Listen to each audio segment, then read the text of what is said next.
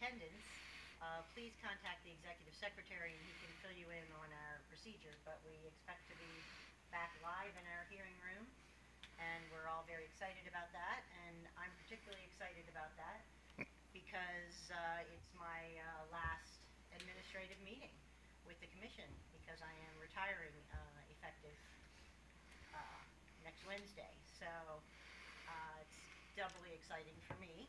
And I note that I feel a little bit like Jennifer Grey in Dirty Dancing. They finally took me out of the corner. So with that, Mr. Secretary, first we need to approve the minutes, yes. All in favor? Aye. Aye. The ayes have it. The minutes are approved. Moving on. Morning, Madam Chairman. There are 7 items on today's consent agenda. One programming note first, though. We will take item 10, Elkton Gas, first after the consent agenda this morning.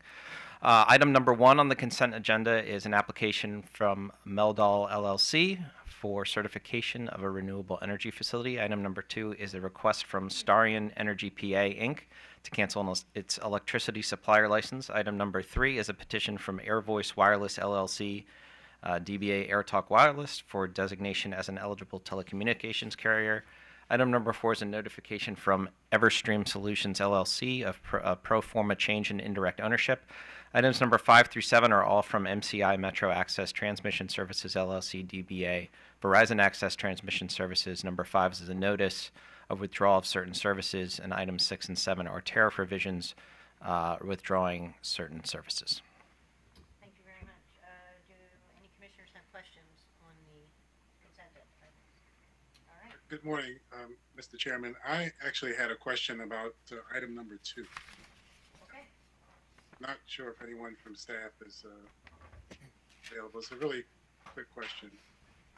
Oh, good morning, Mr. Jang. Good morning. Mr. Jang? Just a quick question. I'm just curious as to the reason, if you were comfortable with the reasons that Starions provided for canceling their license. From my understanding, the company I believe, was bankrupt, and so they were canceling their license at that time and wasn't processed until now. Okay. So unfortunate end, but probably a little too soon, a little too short. All right, thank you. Can I follow up on that, Mr. Zhang? Sure. Are there any outstanding sanctions or any outstanding charges owed by Starion? From my understanding, not in the state of Maryland, for at least the commission. Okay, so any sanctions we've levied against Starion or any outstanding fees or obligations commission related are attended to?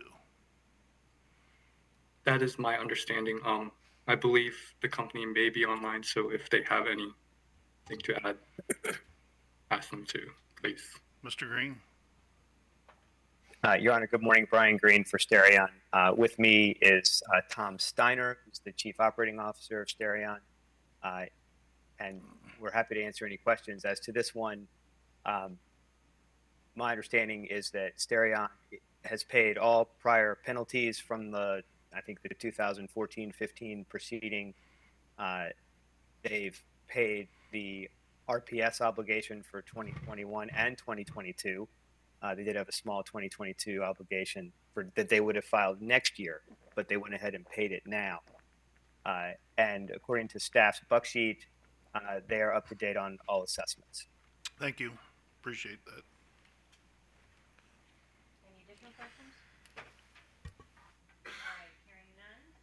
With respect to item number 1, I move we approve the application and issue a renewable energy facility ID certification number.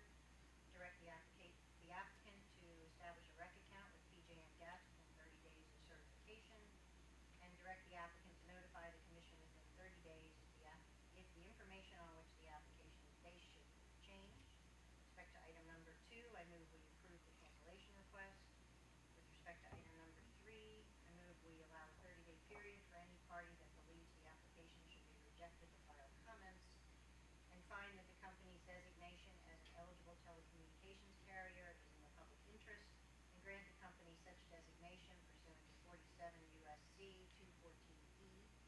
service territory specified in its application 10 days later, unless adverse comments are received by the commission prior to that date.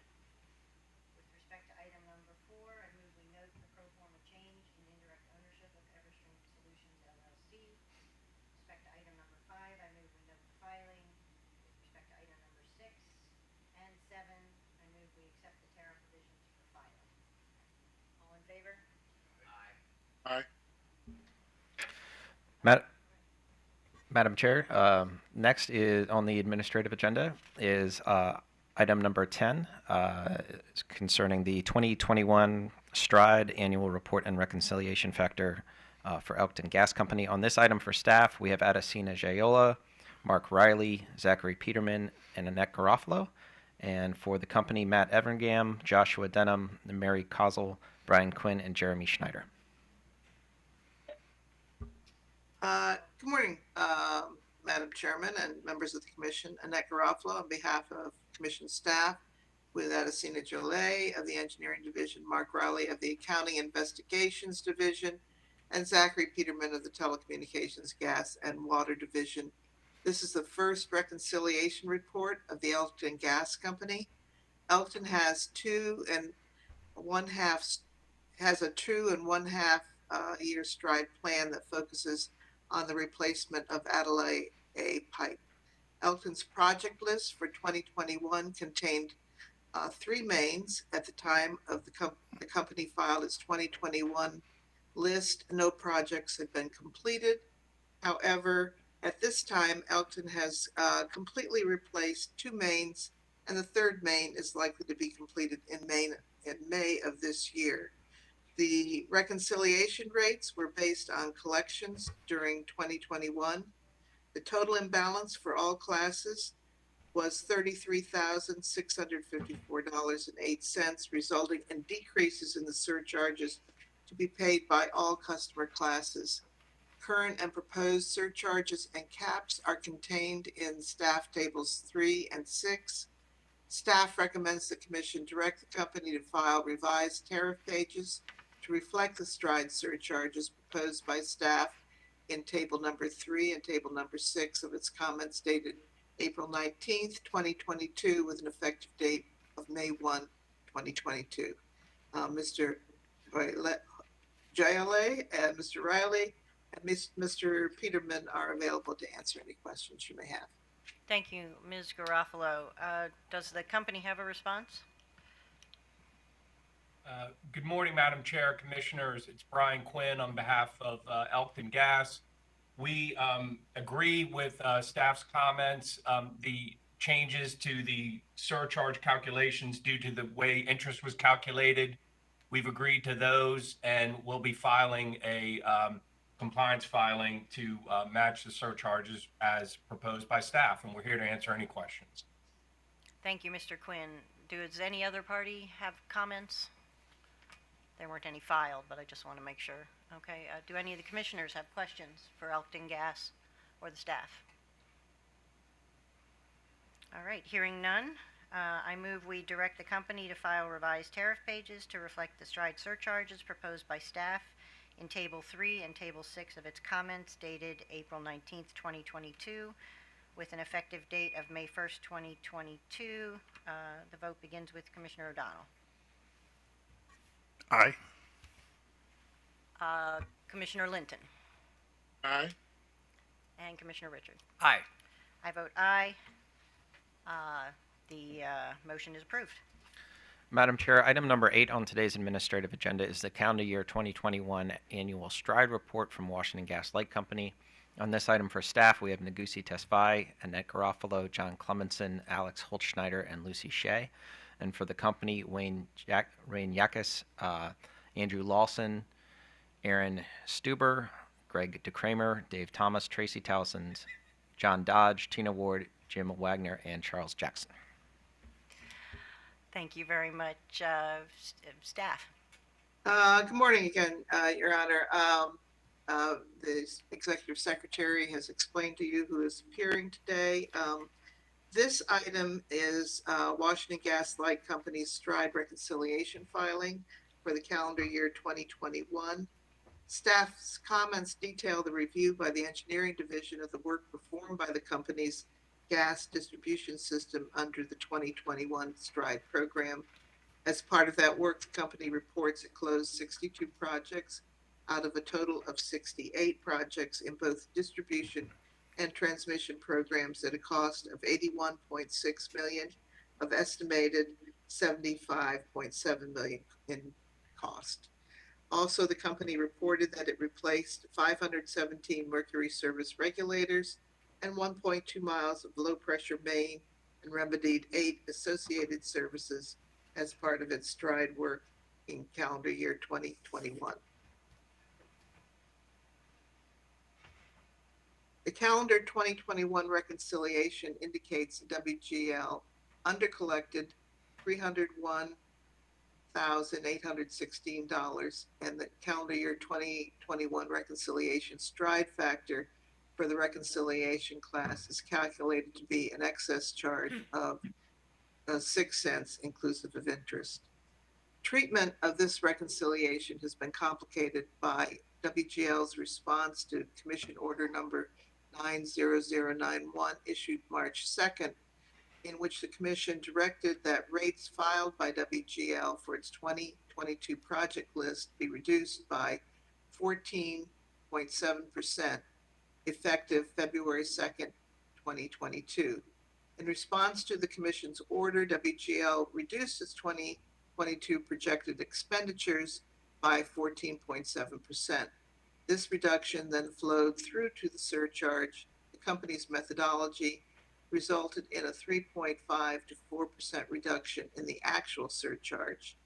The Commission's order explicitly stated that the budget was not to be changed, only the surcharge. Second, WGL's calculation for the revised STRIDE surcharge omits the month of February 2022. Based on these two clarifications, staff has presented its revised surcharges based on staff's interpretation of the Commission order. Staff notes that the monthly STRIDE surcharge caps are unaffected by the company's STRIDE revenue requirement. In both staff and WGL's proposed surcharges, the reconciliation results in surcharges below the proposed surcharge caps. As a result, the surcharges should be set equal to the uncapped monthly surcharge. The third issue presented by WGL concerns last year's audit, which revealed several variances in WGL's audit report for the calendar year 2020, and discrepancies in which WGL's audit data for STRIDE calendar year 2022 did not match calendar year 2020 data submitted to PHMSA. WGL indicated that it had pulled the data for the STRIDE audit and PHMSA reporting from different systems and will adopt a new reporting methodology in the future to avoid these discrepancies. To accomplish this, WGL requested and received an extension until May 31st, 2022, while it replaces its auditor to undertake an agreed upon procedures review of the company's STRIDE plan. However, staff desires a firm commitment that the company will change its AUP procedures in its calendar year 2021 audit report. Staff recommends that the Commission direct the company to refund customers as requested by staff and direct the company to use the surcharges recommended by staff in its April 18 comments. Additionally, staff recommends that the Commission order WGL to conduct its annual STRIDE independent audit report, now due May 31, 2022, to produce data consistent with the annual STRIDE reconciliation report using Maryland data only. Mr. Clemenson, Ms. Shea, and Mr. Holtschneider are available to answer any questions you may have on this matter.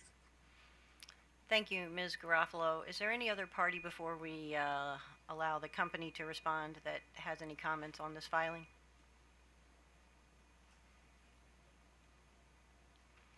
Okay, hearing none, we'll hear from the company now. Good morning, Madam Chair. Bittersweet. Good morning to you. I wish I could say that more often and into the future, but we'll have to do it for now. John Dodge, appearing on behalf of the company. I'd like to touch on just data. Mr. Dodge, you're breaking up a little bit. I'm sorry? He needs to move closer. Maybe if you move closer to your microphone? All right. My retired secretary gave me a new stand, so I hope that's not imposing on the sound quality. Is that a little better, Your Honor? It's a little better, but you're still sort of coming in, fading in and out. My wife would agree. My wife would agree. I'll try to speak up, Your Honor. Thank you. It's not volume so much as it is kind of the sound is consistent. coming off and on. So we'll let you know if we're having trouble hearing you. Thank you. 2021, as we indicated in our prior filing, was a strong year for us result-wise. You've heard some of the data that staff has shared, and I would just add that of the distribution main replaced, including the low pressure, we achieved 98% of our project list estimate. Our 3,409 services equaled 94% of our project list estimate. We did spend about 109% of our planned spend distribution. For transmission, we had 10 projects slated for completion in 2021, of which 7 were completed. 3 were delayed for permit and easement reasons, but 2 of those are slated for completion next month in May of 2022. We spent about 77% of our planned spend on transmission. Overall, our cost variance for the entirety of our program for 2021 was approximately 10%. So those are the data points I wanted to share for 2021. Now turning to the surcharge matter, the company intended to comply with the Commission's directive, and we tried to do that. As our letter yesterday indicated, we were trying to reconcile the 14.7 instruction with the Commission's repeated declaration that it was not speaking to or disallowing prior costs included in the surcharge.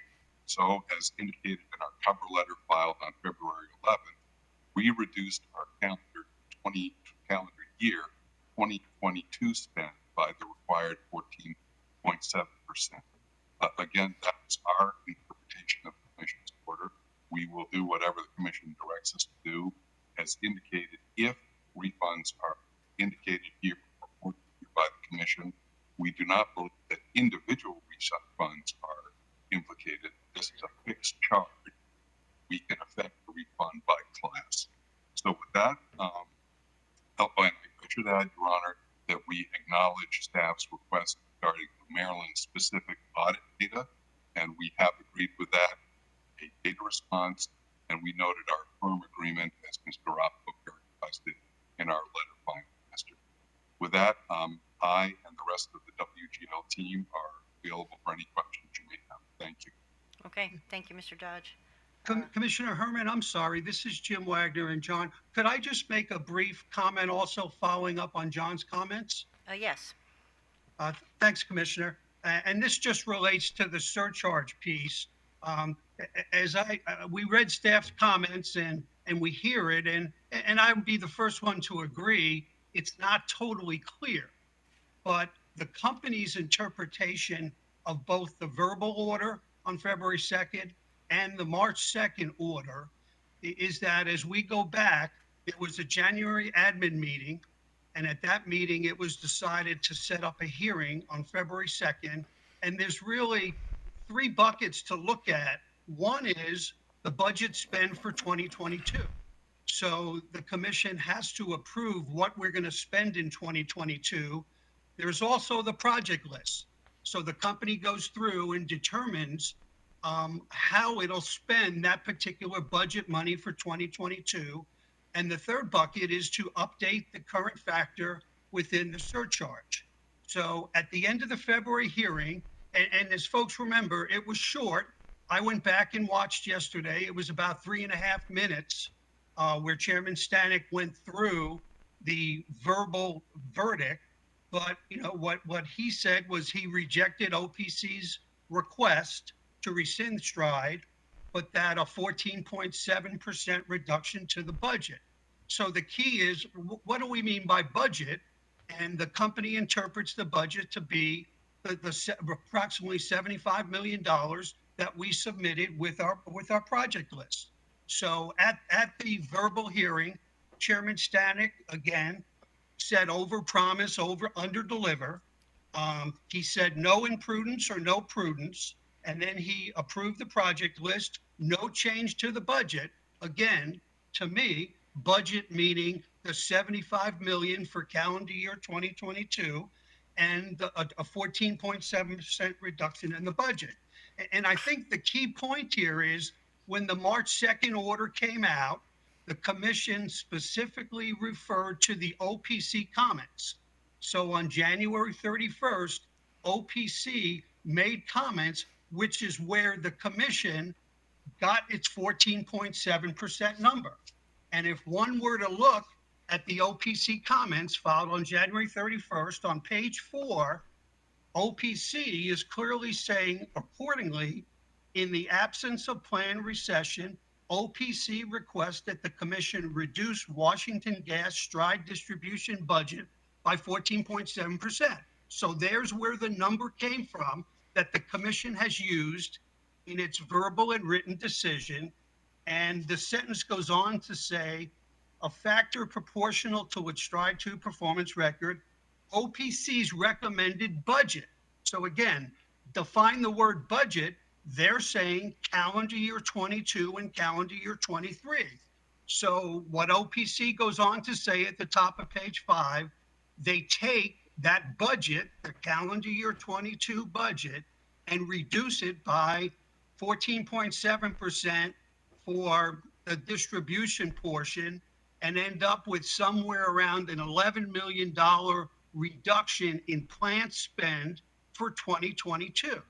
So to me, if the commission accepted, and again, I wasn't there at the meeting, my apologies, but if the commission accepted the 14.7 and OPC's theory, all along, the meetings, the admin and the hearing were about 22 spend and what was going to be happening going forward.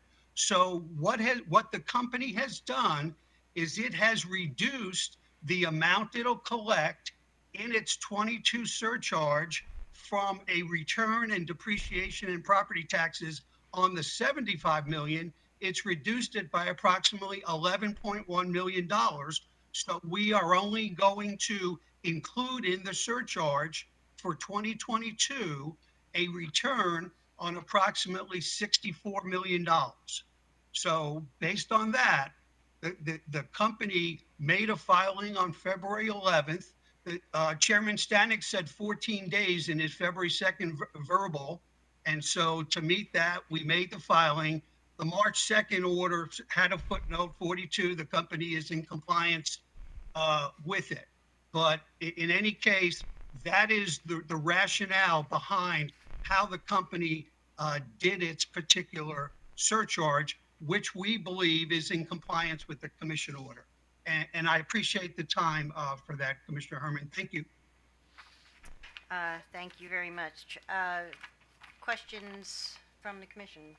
Commissioner O'Donnell. Mr. Wagner, good morning. Good morning, Commissioner O'Donnell. So how was your production under Stride affected by our decision in our order 90099?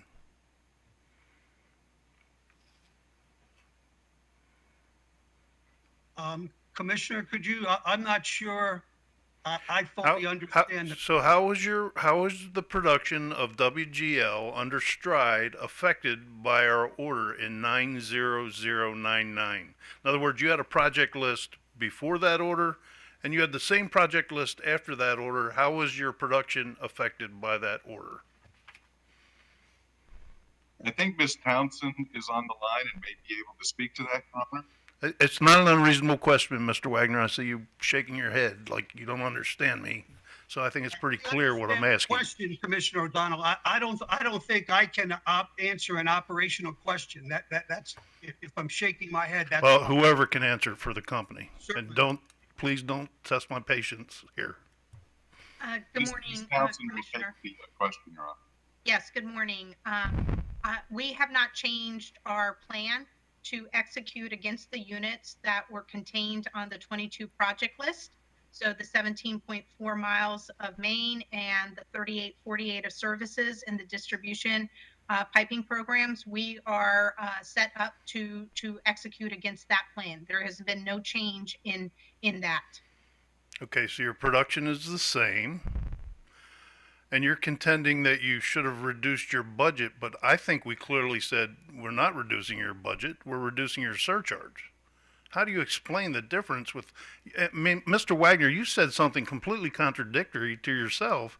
You said, no change to the budget, we're reducing your budget by 14.7%. We didn't reduce your budget, we reduced your surcharge, clearly. Commissioner O'Donnell, you're correct. The $75 million number I said, that is the project list, that is the budget. The commission order said no change to the budget. So the company is going to spend $75 million. What I said was, I am only going to, in the surcharge, collect 85.3% of that, which is $64 million. So the delta of $11 million, that will be company spend outside of the stride surcharge. Correct. So your threats of, in the previous proceedings of not doing work because of our potential action, excuse me, has not been realized. In other words, you didn't actualize that potential threat of not doing the work that you need to do under the safety considerations of stride. Yeah, I'm not, Commissioner O'Donnell, I'm not sure it was meant to be a threat. Well, I took it as such. What I'm saying is that the company is committed to spend its project list and only collect the 85.3% of that in the stride surcharge. All right, fair enough. I think the company would be better served if we had a more constructive dialogue on some of this stuff, because I perceive, and I'm only speaking for myself as one commissioner, but I perceive the company as had previously threatened to do less work under stride, and that was very annoying to me. And because you have obligations as a monopoly utility to provide safe and reliable service, period, full stop. And I want to make that very clear to you that that's how I feel. Understood, Commissioner. Questions? Chair, Yes, Commissioner Linton. I had a question. I couldn't tell. I couldn't see if anybody else was going to ask before me. Good morning, everyone. I actually had a question. Well, first, I wanted to check to see if the Office of People's Counsel was represented today. I don't see any names that suggest they were or are. Good morning, Your Honor. I'm Joe Cleaver on behalf of the Office of People's Counsel. I'm here. Oh, okay. Good morning, Mr. Cleaver. So the Washington Gas has characterized some of your comments. I didn't see any comments in this matter filed by the Office of People's Counsel. Did you have any response to what the company suggested today? Yes, thank you, Your Honor. Your Honor, you're correct. We did not file any comments on the company's reconciliation filing, focusing only on the accounting exercise and the calculation of the reconciliation amount. We reviewed that. We did discovery. We didn't have any concerns about that, so we didn't file comments.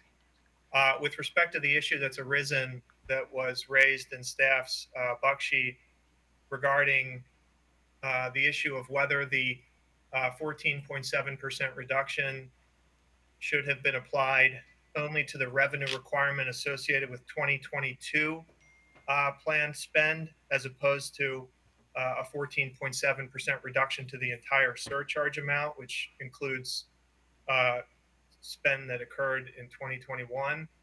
On that issue, Your Honor, I'll say off the bat that the commission will presumably tell us all what it meant at some point this morning, and if the commission did mean what staff is proposing, OPC's view is that that would be very reasonable and appropriate, and within the commission's discretion to order that. And we also think that staff's interpretation of the order is reasonable. The order does say in multiple places that the surcharge is reduced by 14.7%. I will concede in candor to the tribunal, Your Honor, that we went back and forth on this when we heard what Chairman Stanek said from the bench, when we saw the Washington Gas compliance filing, and then when we read the written order that issued from the commission on March 2nd. We went back and forth on that very issue that's now before the commission this morning. And what we ultimately concluded is that because, specifically at the bottom of page 10 of order 90099, because the commission couched its order in terms of what OPC requested, and because we didn't request, and because there was nothing in our request that went to the company's ability to recover 2021 revenue requirement, the revenue requirement associated with 2021 investments through the surcharge, we ultimately determined not to raise an objection to the manner in which Washington Gas had attempted to comply with the commission order. But I do understand the issue as it's been presented this morning. It really could go either way. And if the commission were to go and confirm that what it meant was consistent with what the staff has proposed, OPC would welcome that and would believe it would be appropriate. Okay. Thank you, Mr. Cleaver. Appreciate that. And I had a second question for staff. I'll direct it initially to Ms. Garofalo, and I guess it could be sent to whomever among the staff can handle or answer. The company has responded to the staff's suggestion that there be refunds, individualized refunds, by suggesting that it be more of a generalized manner done by a rate class. What is the staff's response to that? Well, perhaps individualized is not the completely appropriate word. When the company began collecting the current refund, which was about 30 days earlier than your order states, there would have been some people who were who were receiving service from WGL. And during that month, we think there were probably some people who joined the WGL service territory after that. And so the use of individualized means that if you did not pay the surcharge, you wouldn't get a refund, but you would get a refund according to your class. Okay, so this would, just so that I understand, from a numbers perspective, are we talking about a significant number of customers, or is this, do we estimate that this to be a smaller number? Or? I'm going to ask Ms. Shea or Mr. One of my Mr. Baker. They may have some idea about that. Hello, Commissioner. This is Benjamin Baker on behalf of staff. Staff did not examine how many customers would be impacted by that. I think what the company's recommending is an unreasonable. We were trying to what Ms. Garofalo was speaking to, individualize. When I say individualize, we were trying to make sure those customers who hadn't paid it weren't going to get the refunds. The money would go back to those who paid. That was the ultimate goal of that. In terms of the number of customers who have come or gone since this matter went into effect, probably small, but we don't have that number. And so if maybe one of the members from the company could speak to it, but that is our goal, is basically trying to get the money back to those who paid it specifically. But we understand that is a bit more burdensome than just doing a generic one-time refund across in the surcharge itself. Commissioner Linton, good morning. If I could please respond.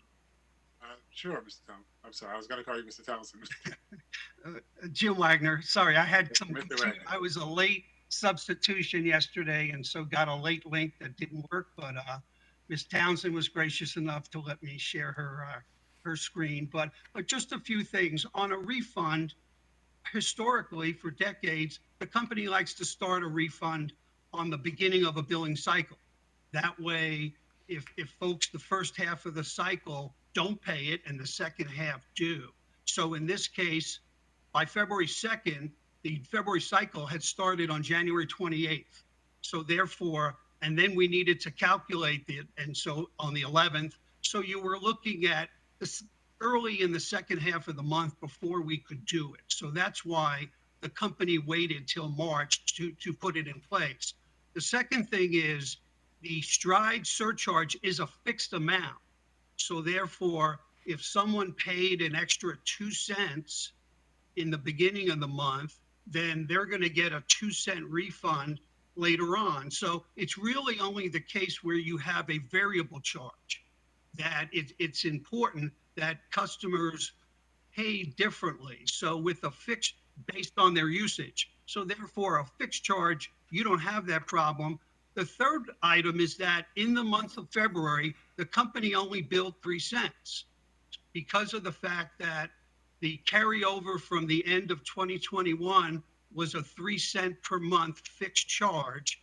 And since we hadn't, because of work between staff and the company and others, we weren't going to be able to put a new surcharge in place to March. So in theory, if one were to dive into the numbers, in February, customers were paying 3 cents when they really should have been paying, a dollar plus for that month if the surcharge had been in place for 12 months. So to say there's really a refund may not be totally accurate. So those are the company's thoughts. Thank you. Okay, thanks. So I guess this is a question to anyone, I guess. Is it fair to say that there could be some additional analysis to even calculate what the specific refund amount would be in light of the fact that the billing cycle didn't meet up with the change in the surcharge? We don't know how many customers fit into this category. Is there's still a little, if the commission were to order the refund today, we don't know what the refund would be or how many people would get it. Is that fair to say? Well, Commissioner Linton, my answer would be, I'm not sure there is a refund. That if you're saying we should have put in the company's number is $1.90. So if I had put $1.90 and if I had been able to on February 2nd, those customers only paid 3 cents for the month. So they owe me $1.87 in theory, whereas, but again, that's consistent across the month. So I'm questioning, is a refund, it's not a refund. I don't know if staff thought we had put it in place in February, is my understanding. We did not. We waited until the March billing cycle. So there isn't a refund. So Commissioner Linton, this is Benjamin Baker on behalf of staff. I don't know where the 3 cent number is coming from. In all honesty, the staff did its numbers, which are in our buck sheet, based off on the assumption that yes, the company was not changing its surcharge till March 1st. What we did is we just simply, and all we did is we said, here's the surcharge in effect from the previous cycle. We kept that going until the end of March. And then we assumed the new surcharge took over at that point. And what we did was we just simply said, what is the difference between that old surcharge and the new surcharge for February? And then we looked at what the difference was between the surcharge that the company put in place versus what we thought should have been in place starting in March. And that is how we came up with the values of about $1, I think, for the residential class that we came up with in our analysis if a customer had been impacted since February. So I think if that is what the company did, then I think we're pretty close to what we think on a per customer basis they would get back. But we don't know the total dollars. And it sounds like Mr. Wagner is stating that the company actually built something completely different than the surcharge. And I don't know if that's driven by the deltas between, and we'd be happy to sit down and talk with the company to understand what happened there. Because we were under the assumption they were still billing the current rate through the end of the month and there wasn't a different rate in effect at all. And so I'd be happy to have that conversation to understand and untie that issue. I think at this point, to getting to what Mr. Wagner had talked about at the very beginning, it is an interpretation question of your order. Staff looked at the order and in the hearing that happened, and we took it as a 14.7% reduction to the surcharge and not to the spend. But I can see where that's coming from the company's perspective as well. So I think it's just a question of where did the commission want to go, and then we're happy to sit down with the company and figure out what the appropriate refund, if there is a refund, should be. And I think based off of what the company is representing, that probably wouldn't, if a refund is required, it wouldn't even happen until the beginning of June anyways. And so that we'd have a little bit of time to figure that out. All right, thank you, Mr. Baker. I'm sorry, I apologize, Madam Chair, for taking up so much time. Thank you. Oh, thank you, Commissioner Linton, because I think you've cleared it up so that if we did determine to issue a refund, we would order the refund to be discussed with staff and then filed as a compliance filing, I think, if that's where we were. So I think this is, in my mind, a little muddy. So, Mr. Wagner, what you've said is that, and I got kind of a different impression from the letter that was filed by Mr. Dodge, but what you've said is that you took the stride budget, and I'm just going to use hypothetical numbers to make it a little bit easier, and you took that whole budget and you said, you know, here's what the surcharge would be if I had my whole budget, but I'm going to reduce that budget by 14.7%. Is that correct? And with respect to 2022, is that what you did, or did you reduce the total spend for 2022 by 14.7 and then have the budget and then have the surcharge flow through that? Commissioner, I believe it's closer to the second, but the approved project list and budget was approximately $75 million. So we took that number and reduced it by the 14.7, which was an $11.1 million reduction. So we said, okay, we're still going to spend the budget as the order said. So we're going to spend the 75, but in the surcharge for the 2022 piece, we're only going to collect on 64 million. So in our February 11th filing, we took the 75 times less the 14.7, which gave us 64 million. And based on spending $64 million in 2022, we created a surcharge. Okay.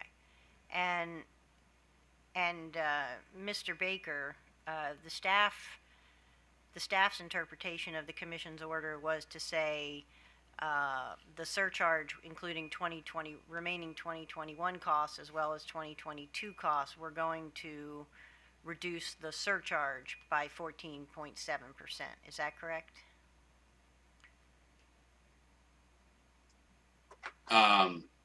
I think we took the order as you said, here's the entire surcharge as a whole, and that should be reduced by 14.7%. We weren't looking at, was it 2021 or 2022 tied up in there.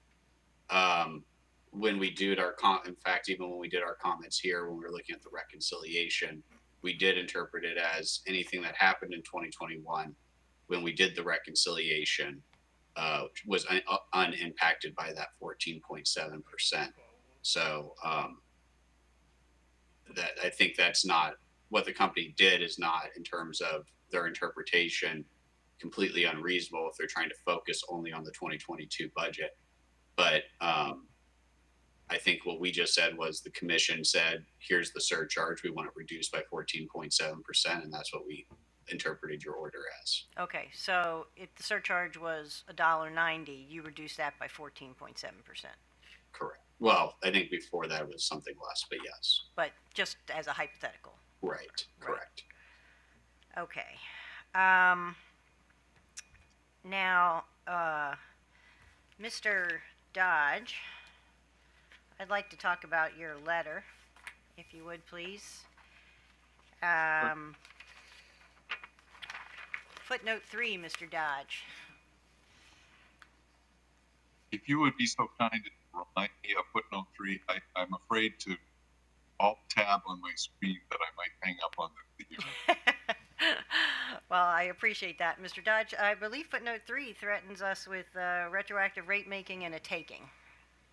You recall that one? Well, I don't recall threatening anybody. I recall raising concerns that if the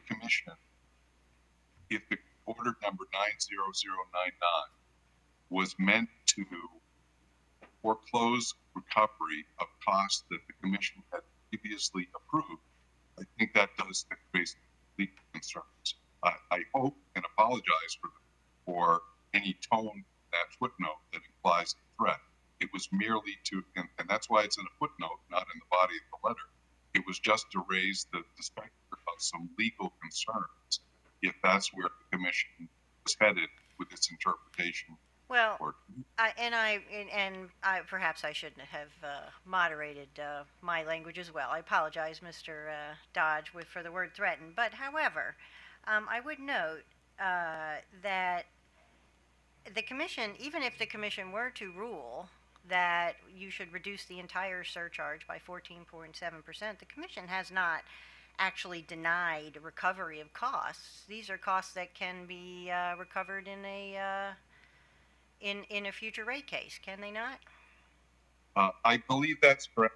I'm having all kinds of technical issues. I hope everybody can still see. I hope that is correct, Your Honor. I'm sorry, you're breaking up a little bit. You might want to get a little closer to your mic. Yeah, I take Your Honor at your word that we would have that opportunity. I don't think that resolves the basic legal concerns that footnote 3 raises. But I agree that the commission has made clear that we likely would have an opportunity in our next rate case to present that delta of costs. Right. Well, I guess, I'm just having trouble with the concept that the commission, you're suggesting that you can't recover actual costs embedded in a prior surcharge. Oh, where'd you go, Mr. Dodge? There you are. Because you always have you haven't had an intervening rate case since these costs, between the costs being incurred and the surcharge. So it's not as though we're denying recovery. We're just saying maybe you don't get recovery right now. Isn't that correct? I think that's one interpretation of your written order. The concerns I was trying to raise do not disappear just because of that. But again, I think to avoid the concerns that I raised, the safest path, and frankly, the parochial path from the company's perspective, of course, is to not tamper with a prior approved set of costs and a prior approved rate. Except that, wait a second now, we're not talking about approved costs, right? I mean, the commission hasn't approved the spend. I mean, the commission always has the ability to find costs to be imprudent in a future rate case. Isn't that correct? So I'm guess maybe I'm quibbling with your word approved. And maybe that word was inappropriate as well. And it may come down to parsing these types of words and what realistic opportunity we have in our next rate case. So I'm not trying to be obstreperous or anything like that. Just if there is a general unease in my mind, if the commission again segregates out past costs and past rates for special treatment. I'm not sure I understand how we're segregating out past costs and past rates. I think you need to explain that to me. We have as I mentioned in the letter, there are two types of costs in our rates. There are actual costs and estimated costs. And if the 14.7 reduction is intended to limit or foreclose recovery of our actual costs, I think that implicates the stride statute, which I interpret to give us the opportunity to recover all of our actual costs. But again, Mr. Dodge, all of stride is its accelerated recovery, and that recovery can be denied in a future rate case applicable to all stride if it's found to be imprudent. Isn't that correct? That is correct. So why would this be any different? Again, it's the interplay of a prior approved rate and the incurrence of actual costs. I'm not sure I'm following you completely, Mr. Dodge. Commissioner O'Donnell? Just to follow up on that, a surcharge is not an approved rate in your mind, is it? It's approved, Your Honor, under the Public Utilities article. We Right. cannot rate. But it's without- a surcharge, it's advanced recovery, but it's not an approved rate in the traditional sense of rate making, right? It's not an approved base rate. That is correct. That's right. So the construct of the Public Utilities article with regard to stride, and I was there when we wrote it, when we approved it, was to allow you advanced recovery and an opportunity, not a guarantee, an opportunity to move those costs into base rates in the future, in a future rate case, base rate case. Is that not correct? I believe correctly characterized. So what is all this banter about, retroactive rate making and constitutional takings and all this flowery language that I find very threatening? To be honest with you, I'm a no bull guy. Let's call it what it is. It's a threat. It's a legal threat. And it has no basis. Based on your answer you just gave me, it has no basis. We're not making a prudency determination on any of this. We do that in a rate case, correct? Well, I hope that it is correct that the commission is not making a prudency determination. The unease that I have, Your Honor, and I respectfully disagree again, that is a threat. It is simply an advocacy sentence, a non-advocacy sentence in a footnote, raising general concerns. The commission should not feel threatened by that, in my opinion. We do have a concern about our effective opportunity to present these costs going forward if the commission has foreclosed recovery in a surcharge. That's the bottom line. Well, I think we made it very clear in our oral back and forth with you, Mr. Dodge, that we're not making a prudency or imprudency determination in these decisions, that is for a future proceeding in a rate case, and that this language seems to belie the fact that you understand what we were saying clearly. We were not making a prudency determination, and you are, in my mind, and I'll speak for myself again, threatening unconstitutionality and illegal takings and blah blah blah. I find the posture of the company in this matter troubling at best. So, thank you. Do you have any further? Okay, thank you, Commissioner O'Donnell. So,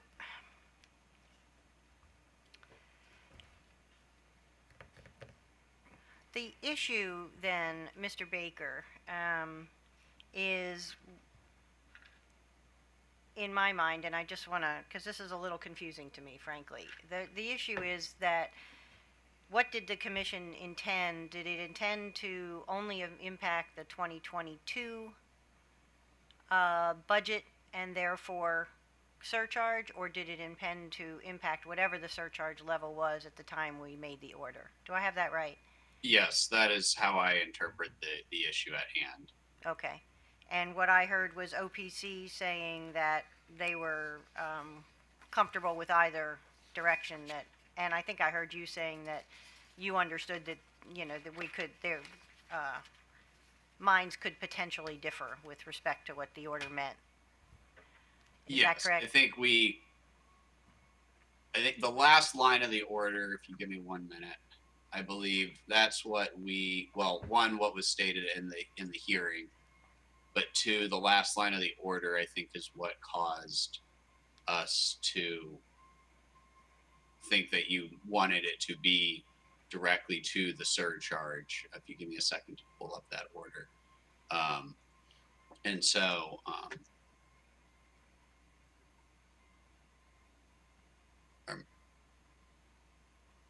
yeah, I mean so in page 11, that last part, but I mean, it is true that the companies had other costs before 2021 or 2022 that we weren't really discussing, that would be bundled up in that surcharge. And so, and that OPC was going after the estimated cost. Well, say going after, but that was what was all up for debate, was the estimated cost at the time. And so, in terms of if you wanted to arrive at the position that the order was really only dealing with this year's costs in terms of those cost recovery, that doing it in the manner the company has done it is not unreasonable. But when we read your order and looked at it, you're stating, and what I remember from the hearing was it should be applied to the surcharge for this year. And so that was that's what has led to, I guess, the current divide between us and the company on the issue. Okay, thank you very much. All right. So,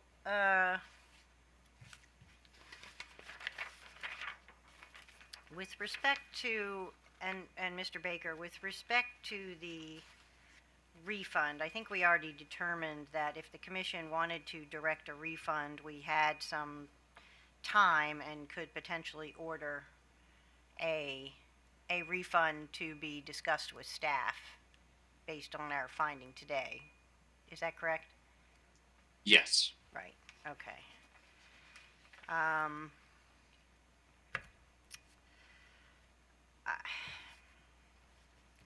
have to say that I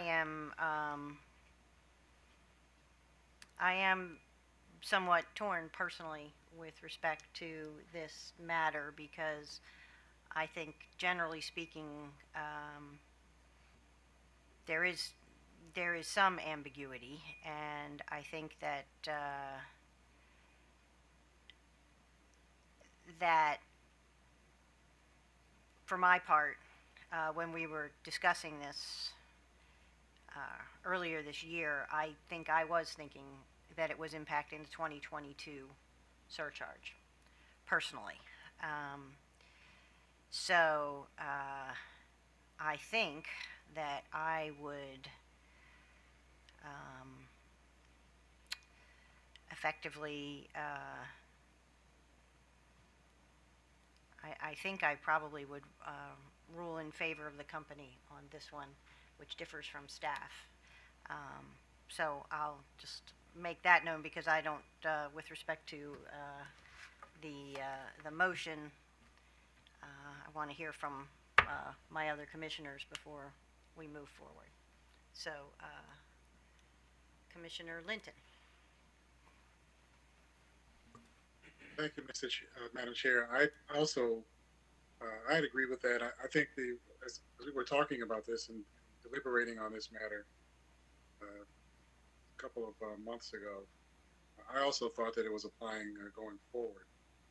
I agree that part to refunds that could be compliance filing in the future, and to the extent there's the need for a refund, that could be worked out between parties and any interested parties in the company. So I agree that it was for 22 a year, not for spend that was already part of the original filing that was made 2021. Commissioner O'Donnell? I'm of a very different mind, and I think I made that very clear. I think the company has been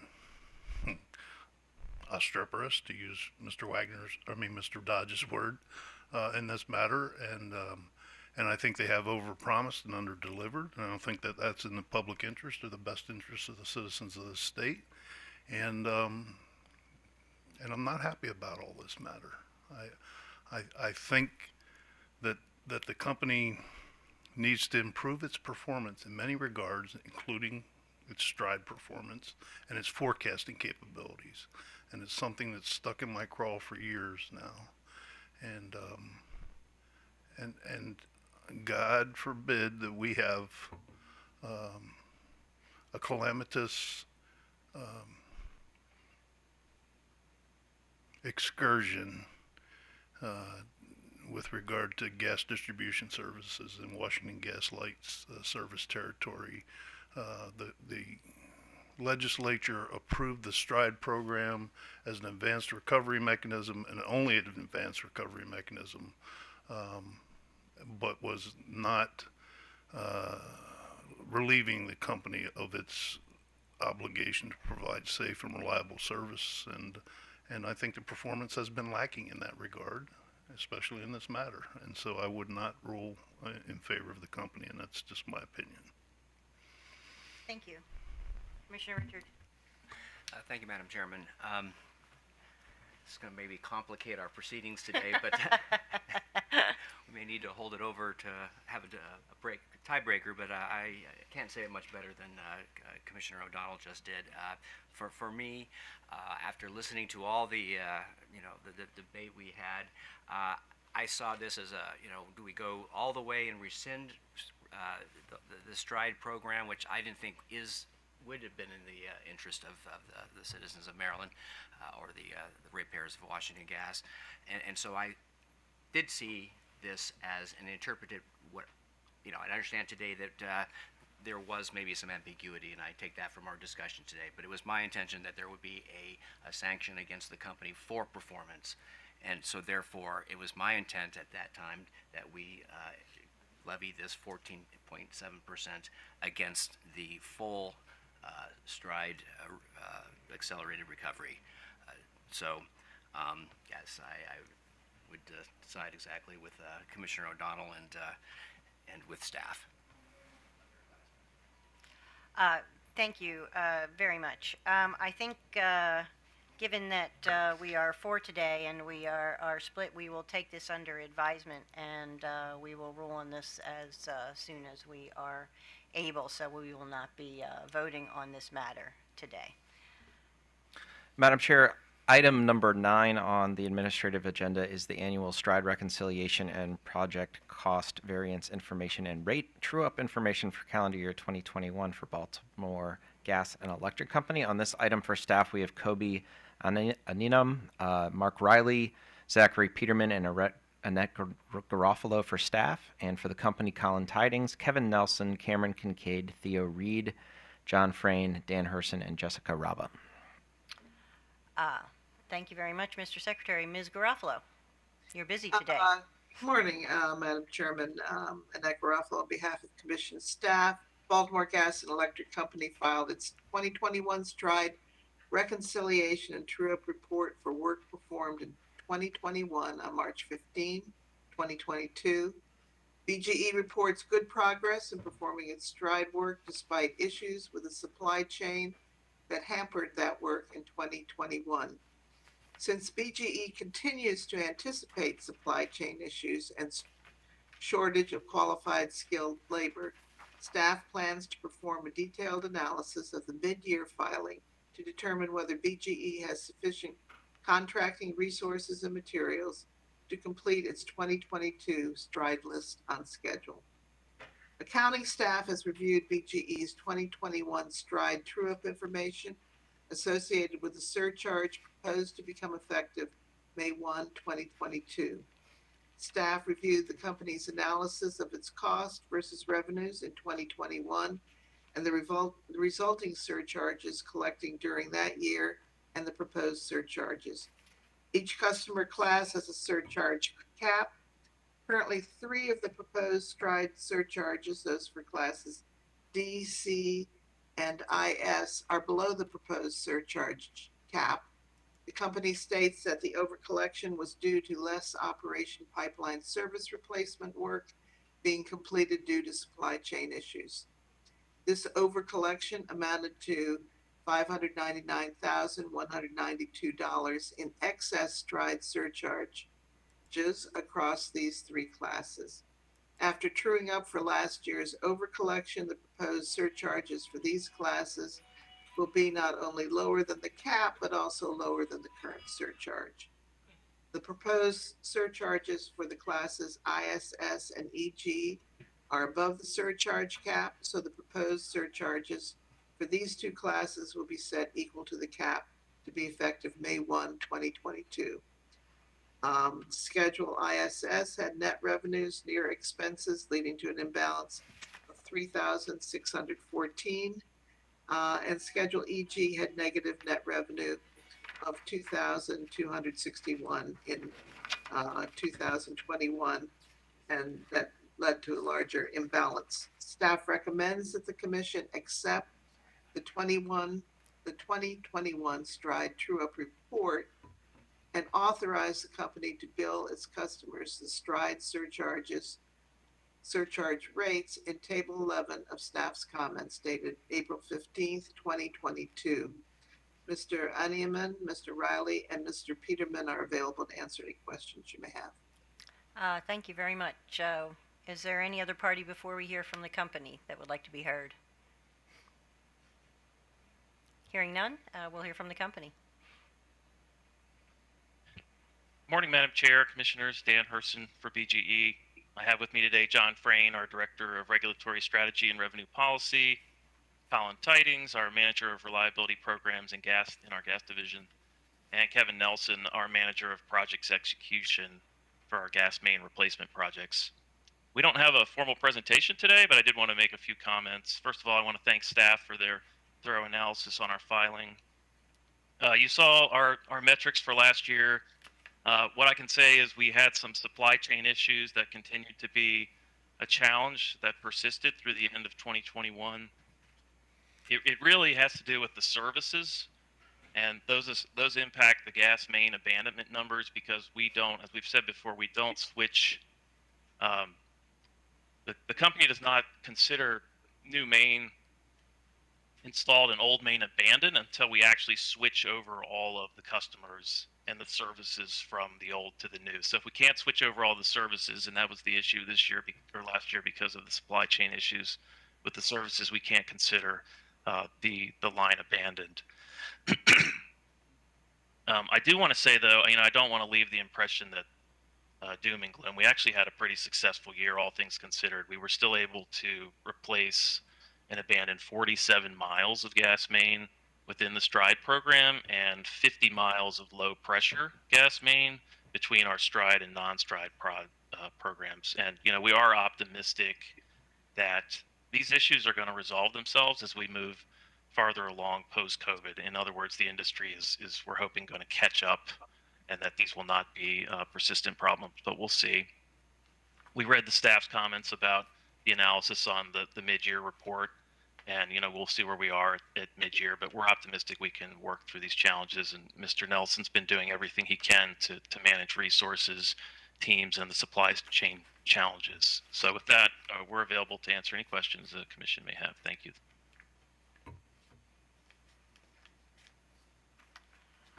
Okay, thank you very much, Mr. Herson. Any questions for BGE? Madam Chair? Yes. Yes, just one question for the company. Good morning, Mr. Herson. Morning, Commissioner. My question had to do with the challenges that the staff reported and the companies reported regarding skilled workforce. Is the company noticing that that's starting to trend in a more positive manner? Or is the company starting to initiate some effort to get skilled labor back into the fold so that these projects can continue to move forward? Yeah, thank you for that question. I think we're managing the labor issue as best we can. I'm going to let Mr. Nelson speak to that a little bit more, but my understanding is that the challenge is really the cost pressures with the inflation issue that we're seeing right now, across the country. Possibly even more so than in lack of available resources. But let me make sure I'm saying that accurately. Mr. Nelson, do you have anything to add? Sure. Thank you, Mr. Hurston. Kevin Nelson on behalf of Baltimore Gas and Electric. So I think, there are a number of potential constraints, Commissioner, that are potential limiters to our performance. Right now, the specific bottleneck is materials. As we are able to recover from that, we have to push back into a growth perspective on the labor. So if you think about it from both as BG as an executing organization and our contractors, we're not able to aggressively hire and train when we know we have limited materials. So as we recover from that, we go back toward better recovering attrition in our labor force and then continuing to grow and meet these demands. So there are a number of factors in play. It's sort of not a simple answer, unfortunately. Does that make sense? And have I fully answered your question, sir? That does. Thank you, Mr. Nelson. I appreciate it. Certainly. Hopefully those are the kinds of challenges. I know a lot of utilities across the country are facing. Yeah. What I mean, there's a secondary tertiary effect where our suppliers, our material suppliers, our trucking companies are facing those, but it's currently not a restriction once we get the materials here on the ground. Hopefully it will become so as we are, increasing our availability of certain materials. All right. Thank you very much. Thank you, Madam Chair. Thank you, Commissioner Linton. Are there any other questions? No. All right. Then I move we accept the 2021 Stride True-Up Report and authorize the company to bill its customers the Stride surcharge rates in Table 11 of staff's comments dated April 15th, 2022. The vote begins with Commissioner Linton. Aye. Commissioner O'Donnell? Aye. Commissioner Richard? Aye. I vote aye. The motion carries. Madam Chair, item number 11 is the 2021 unaccounted for water surcharge reconciliation from Maryland Water Service, Inc. for Pinto and Highland Estates customers and action reports. For staff, we have Lucy Shea, Samuel Teta, and Annette Garofalo, and for the company, Bryce Mendenhall, Anthony Gray, and David Bugelmans. Thank you. Ms. Shea? Good morning, Ms. Chairman and Commissioners. Lucy Shea on behalf of staff. Maryland Water Service filed its 2021 unaccounted for water or UFW data and its 2021 annual surcharge reconciliation calculations as required by its tariff on March 31st, 2022. Maryland Water Service determined that it over-recovered its water cost from Pinto and slightly under-recovered from Highland Estates. Maryland Water Service proposes to issue a $31.11 one-time credit to each Pinto customer and to implement a 12-month surcharge of $2.38 per 1,000 gallons to Highland Estates customers. The engineering division staff performed a complete review of Maryland Water Service's 2021 annual UFW report and recalculated the adjusted UFW percentage for Highland Estates. The adjusted UFW percentage was equivalent to 0% for the Pinto water system and 21% for the Highland Estates water system. The adjusted UFW percentage is the remaining UFW percentage after Maryland Water Service makes adjustments within the calculation for certain sources of UFW, such as estimates of water loss from pipe leaks and leaks that have been repaired, estimates of operational use of water by Maryland Water Service, and estimates of fire department use of water for fire protection purposes. The engineering division concludes that Maryland Water Service's operational staff did not maintain acceptable UFW levels within the Highland Estates water system, and that the actions taken to address unacceptable levels of UFW were not sufficient nor completed within a reasonable time frame. Pursuant to the stipulation and settlement agreement in case 9212, the company has not met its commitment to keep the annual adjusted UFW percentages in both of its water systems at or below 20%. In the stipulation and settlement agreement, the parties agreed that for any future year in which the gross UFW amounts exceed 20%, Maryland Water Service will submit a report to the Commission containing detailed information on actions taken by Maryland Water Service to identify, quantify, and reduce the levels of UFW, and on the subsequent results achieved by those corrective actions. Staff reviewed the reconciliation filing, which included invoices from Allegheny County Utilities for the Pinto community and from the City of Cumberland for Highland Estates.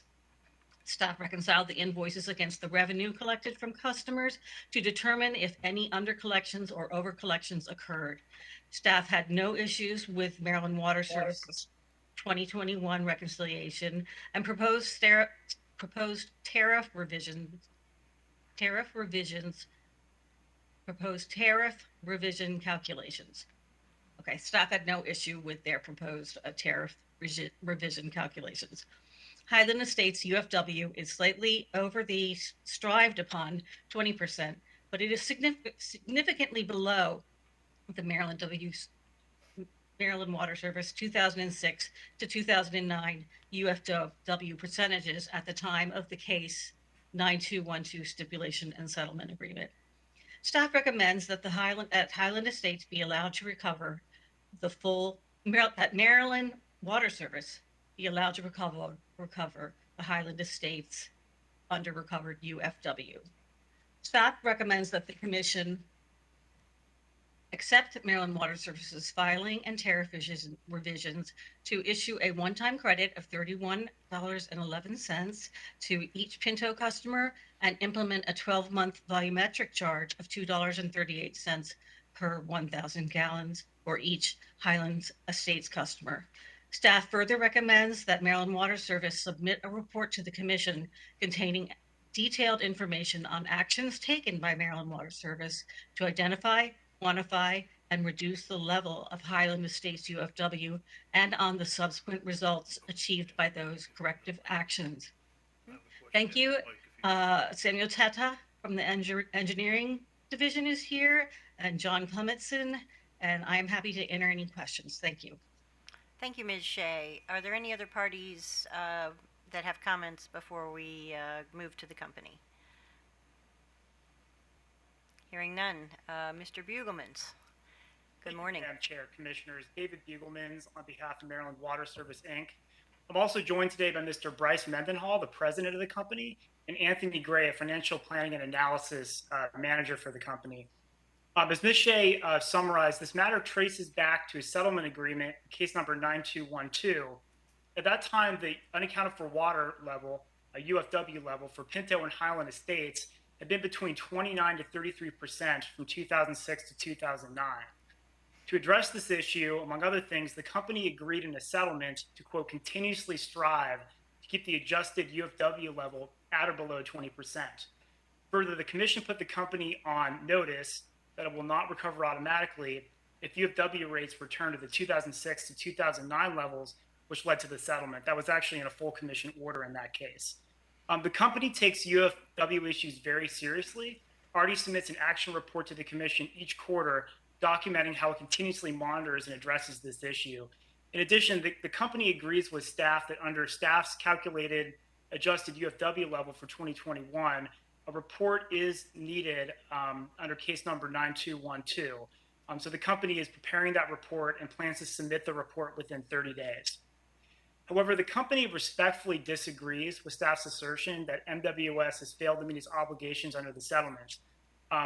As I said earlier, under the settlement, case number 9212, the company must strive to hit the 20% number, but it's not a hard cap. And 21% is still significantly below the 29 to 33% levels from 2006 to 2009. The Commission put the company on notice about regarding automatic UFW recovery. It's also important to keep things in the context here. The company's much larger adjacent system, Pinto, which is also subject to this filing, achieved the UFW level of 4% in 2021, according to staff's calculations, which is significantly below 20%. And this is an improvement from previous years, including 2020, where the adjusted level was 12%.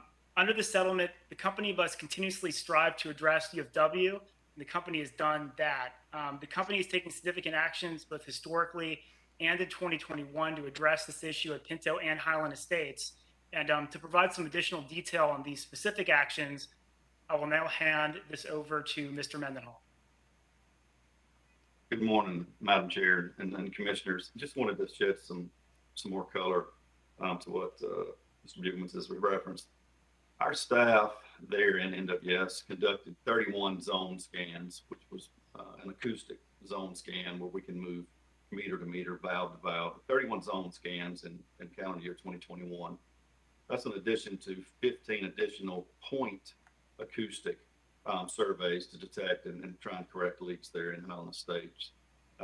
Additionally, since 2013, we're talking about 41 customers and a mile of line. Since 2013, we have replaced all meters in Highland to make sure we're covering as much as we can for unaccounted for water. And we'll actually be starting that cycle back again in accordance with Maryland requirements that 5/8 meters 10 years and older be tested or changed out. So we're getting ready to cycle back into that process again. In 2021, we exceeded the 20% threshold 5 months of 12. The highest recorded month was challenging, and it was in November, and it was about 31, just shy of 32%, which translated into approximately 51,000 gallons. I wanted to put into context, and I have a great staff there. I'm very proud of the staff there and the job they've been doing. But to put into context, that 51,000 gallons across 30 days, across 24 hours and 60 minutes, we're talking about a leak that's equivalent to about 1.18 gallons per minute. It is the epitome of the needle in the haystack and chasing that in a mile's worth of line. But we have continued to chase that leak, and we will continue to chase those leaks. It's a normal course of business for us.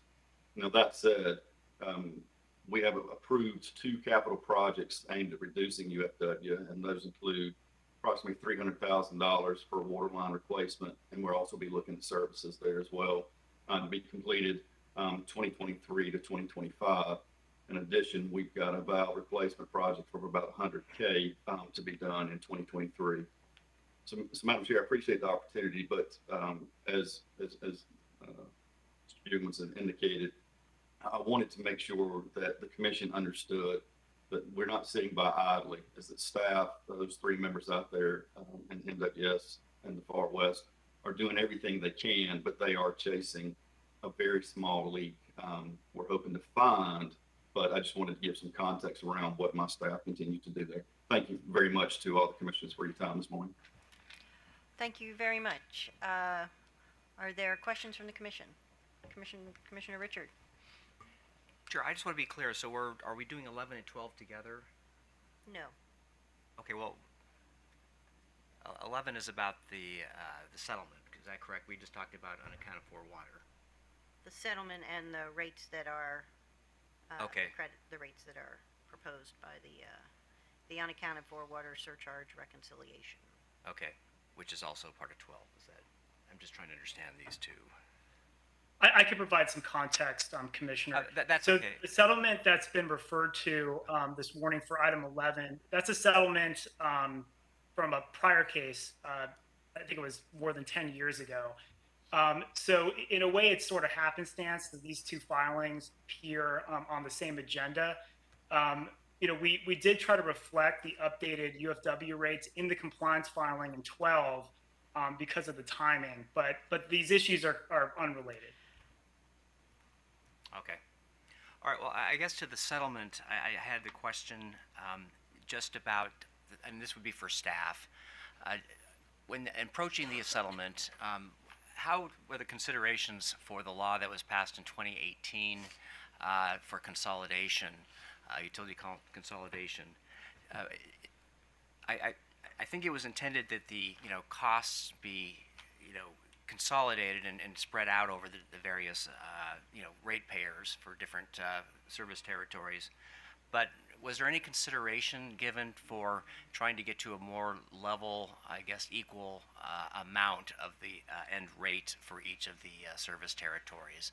Because, well, in this case, we do see, I guess, spreading those costs around, but at the end of the third year, we will see, again, different rates between the three different service territories. Commissioner, this is for item 12, correct? Maybe my organization is off. I have the settlement for item number 11. So. Sorry, 1 minute. Sorry, Commissioner. So, I just want to make sure. So, yeah, I'm going to answer your question. Okay. Right now, just well, let me do this. If I've got, is that right? I've got the two mixed up between the settlement and the discussion on the UFW. Oh, Mr. Baker? Yeah. Right now, I believe we're discussing the approval of the unaccounted for water factor, and then we were going to take the settlement. But I'm happy to talk about the settlement now. If that. I don't necessarily want to take this out of order, so that'll be my question when we get to 12. Okay. I apologize to my colleagues for that. No problem. But I guess for the UFW, I guess my question is, it looks like, to the company's point, that there really aren't any national standards. I think in the buck sheet it talks about how there are, comparisons between the U.S. and Canada, and that in some cases the 21% is really not outside of a standard. And even within Maryland, we have different standards. So is there any discussion to try to bring the parties together, bring the various water companies together, and try to come up with something that's maybe consistent across the board? I see in this case just having a remediation plan may not be a bad thing to do, but it may be just inconsistent for how we're approaching each of the water companies in Maryland. Mr. Baker. Mr. Commissioner, Lucy Shea on behalf of staff. I just wanted to mention that before the case 9212, which the settlement occurred, that I don't have the number.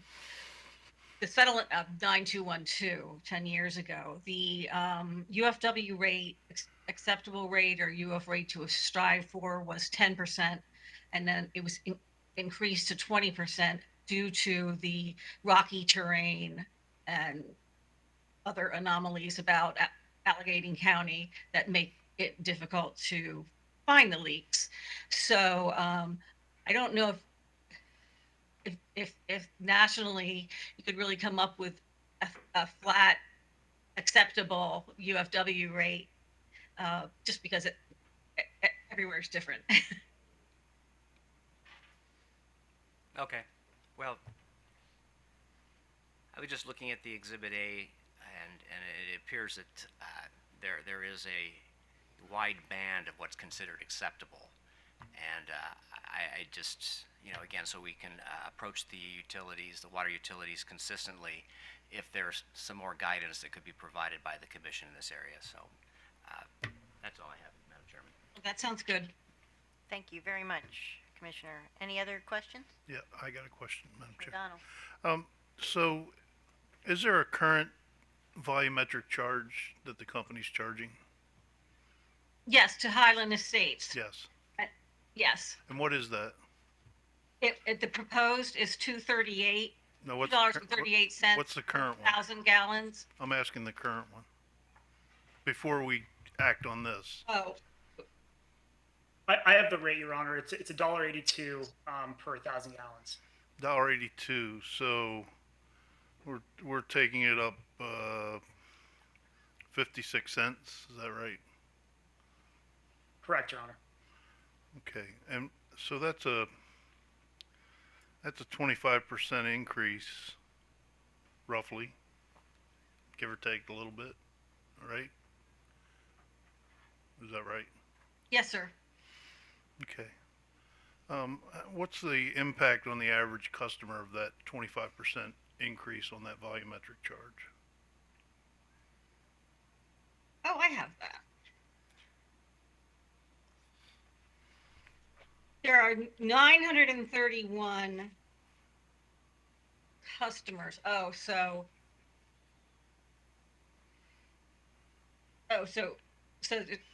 They over collected 29,210.75, divided it by 931, came up with 3111. You want to know the difference between, oh, that's the credit.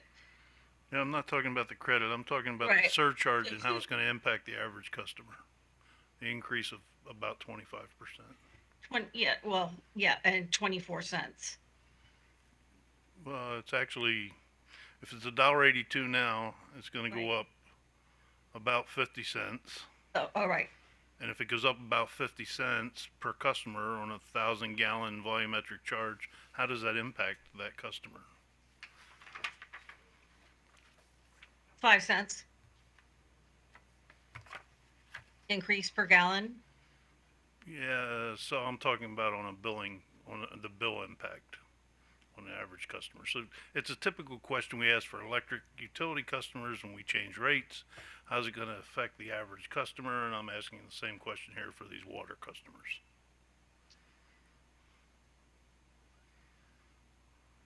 I don't know if anybody. I don't have a breakdown of rates. Can anybody answer that question? Anybody out there have a sense? Just give me a sense of how we're impacting customers. I'm getting ready to vote on a rate increase, a volumetric rate increase, and I want to know what the impact on the customer is. Commissioner, this is Bryce Mendenhall again. I'm just looking at some old spreadsheets, and this may give you some context for what you're looking at. But I'm looking across at somewhat of total build, and so just doing my simple backwoods math, we build on average about 120,000 gallons a month. So if I do that, we've got 41 customers in there, and this is just real simple math. The average bill is billed at about 2,900 gallons. If that helps you, Commissioner. So we're talking about maybe $1.50 a month increase, average customer in that vicinity. Does that sound right? I don't have the data on how much an average customer uses but I'd be happy to get it. I think Mr. Mendenhall just said about 2,900 gallons a thank month. you, sorry. So if there's a 238 per 1,000 gallon volumetric charge, then that's basically going up 3 times if you assume 3,000 gallons. Is my math right there, Mr. Mendenhall? I think, yeah, just using round numbers, if we go up to about 3,000 average on the bill, and we'll call it, a 50-cent increase. I think you're not too far off, Commissioner, with Okay. $1.50. All right, that's all I was trying to get to. I didn't have an agenda. I was just trying to ascertain what the impact on the average customer is going to be. Okay, thank you. Thank you. Any additional questions? Okay, hearing none. With respect to item number 11, I move we authorize the company to issue a one-time credit of $31.11 to each Pinto customer and implement a 12-month volumetric charge of $2.38 per 1,000 gallons for each Highland Estates customer by accepting the company's proposed Pinto and Highland Estates tariff revisions effective May 1st, 2022, and direct the company to submit a report to the Commission containing detailed information on actions taken by the company to identify, quantify, and reduce the levels of Highland Estates unaccounted for water, and on the subsequent results achieved by those corrective actions. The vote begins with Commissioner Linton. Aye. Commissioner O'Donnell? Aye. Commissioner Richard? Aye. I vote aye. The motion carries. Madam Chair, the last item today, item number 12, is a tariff compliance filing in case number 9671 from Maryland Water Service, Inc. For staff, we have Annette Garofalo and Ben Baker, and for the company, again, Bryce Mendenhall, Anthony Gray, and David Bugelmans. Good morning, Chairman and Commissioners. Benjamin Baker on behalf of staff. On April 14th, 2022, the proposed order approving the base rate settlement for Maryland Water Service in case number 9671 was made final. The tariff filings were made with the Commission by Maryland Water Service to implement the approved settlement the same day. The approved rates will be phased in over 3 years, and there are multiple changes to the company's other fees. The filing also included updates to the unaccounted for water factor not related to the order in case number 9671. This issue was considered by the Commission on the previous item under Mayor Log number 239884 which has a different effective date. Because of the difference in effective date, staff's recommendation for the instant filing under consideration removes the tariff sheets impacted by the unaccounted for water factors. Therefore, staff recommends the commission accept the proposed tariff pages exclusive of Pinto, Maryland tariff page number 2.01, and Highland Estates, Maryland tariff page number 2.11, and direct the company to file clean tariff pages with an effective date of April 14th, 2022. And staff is available for questions. Thank you, Mr. Baker. Are there any other parties before we hear from the company?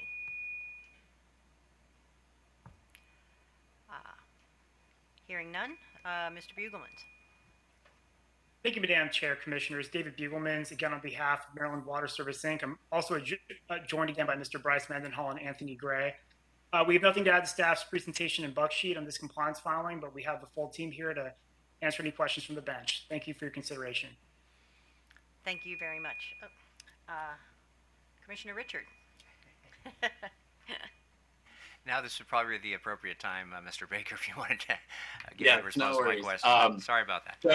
So just to make sure I summarize your question correctly, which is how did we consider the law passed in 2018 that permits consolidation of water systems? And I think we were trying to get to is the cost before we consolidate. Is there a consideration of the average cost per customer across the system, or just generically trying to understand how we're going to get to, or is it appropriate to have everyone paying the same rate? Yeah, I don't know if, and just talking to our expert here, if that was ever really considered by the legislature, but it seems like one of I guess a benefit of consolidation would be to have maybe a more consistent rate across the customers as well.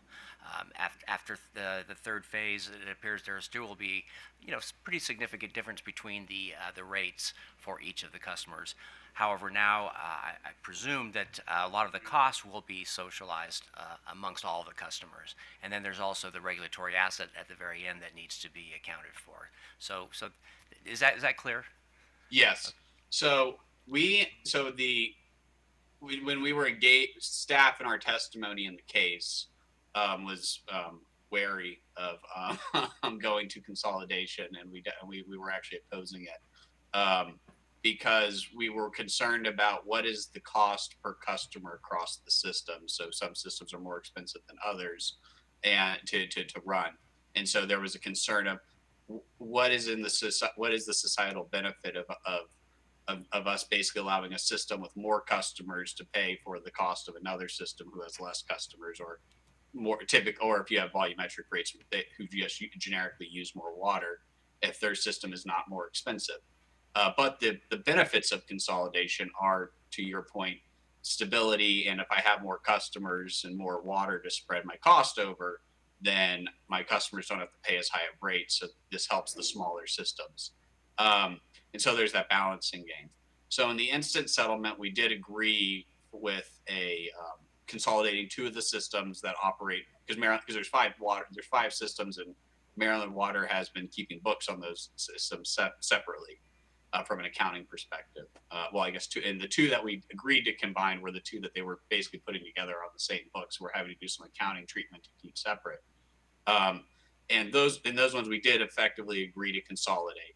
But we wanted to keep the other ones separate, and issues we were running into in this consolidation was because there was so much spend across all these various systems that, I mean, as you can see in the bill impacts we gave you, and just inside our buck sheet, at the end of this, it's going to be it's a large increase for all customers involved. We're looking at 100% rate increases almost, not in all instances, but in a number of instances, and so it's and so the consolidate. So and we were also changing rate structures as well. This is the first time that Maryland Water Service is going to have across all their systems a differentiation between residential rates, multifamily rates, and commercial rates. And so you had a lot of changes happening here as well. And so that's why we didn't fully go there. But we did say in the settlement, we are willing to sit down and meet with the company about consolidation before their next case, and talk through it and think about what we want to see before we would be okay with a consolidated system, I guess rates across the systems. But at the end of the day, it's that balance between making it more affordable for smaller systems by putting the cost of those systems on the backs of others who have no benefit from those systems, which is what is permitted by that law if you find it in the public's interest. Great. Well, thank you, Mr. Baker, for that answer. And again, this may be something that we should continue to look to fine tune and make sure that we're enacting this law in the I guess the most equitable fashion possible. So thank you. Right. Look. All right, any additional questions? Seeing none, I move we accept the tariff revisions for filing exclusive of Pinto, Maryland tariff page number 2.01 and Highland Estates, Maryland tariff page number 2.11, and direct the company to file clean copies of the revised tariff pages with an effective date of April 14th, 2022. Vote begins with Commissioner Linton. Aye. Commissioner Richard. Aye. Commissioner O'Donnell. Aye.